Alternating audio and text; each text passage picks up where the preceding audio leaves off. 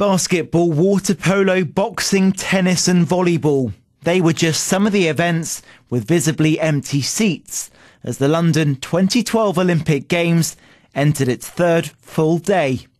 With TV cameras revealing so much seemingly spare capacity, the London Organising Committee LOCOG has now drafted in teachers, school children and off-duty members of the armed forces to fill empty seats at Olympic venues. Here's what people thought at the Olympic Park. How many tickets and how many seats are actually not being filled?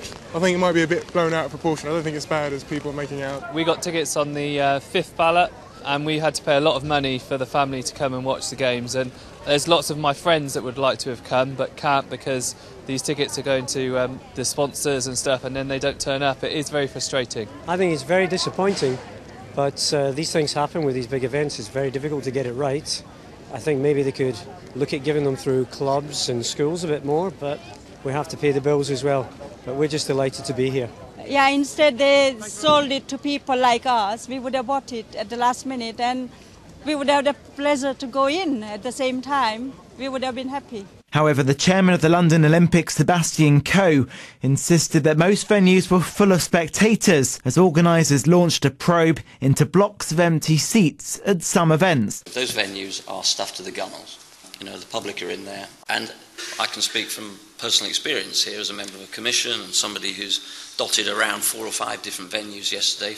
That is the nature of that accredited area. Computerised records now make it possible to identify every seat holder at every venue.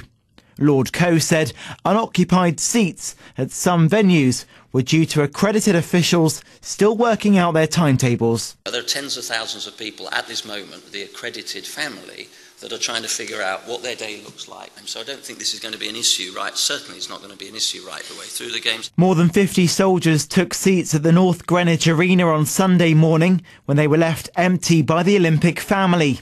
Some of the troops working at the Olympics to provide security told the Guardian newspaper that they were scheduled to start shifts, but instead were offered courtside seats at the basketball arena to watch the USA versus France.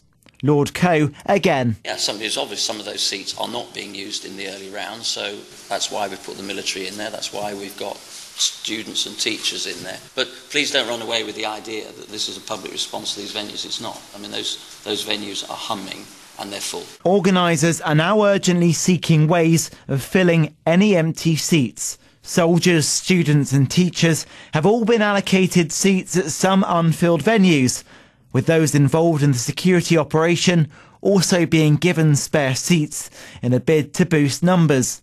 LOCOG and the International Olympic Committee have both launched an investigation after blocks of unoccupied seats at the tennis held at Wimbledon and at swimming in the aquatic centre sparked public anger. The empty seats have angered many people in Britain who were left disappointed in the massively oversubscribed ticket ballots ahead of the Olympic Games, the first to be held in London for 64 years.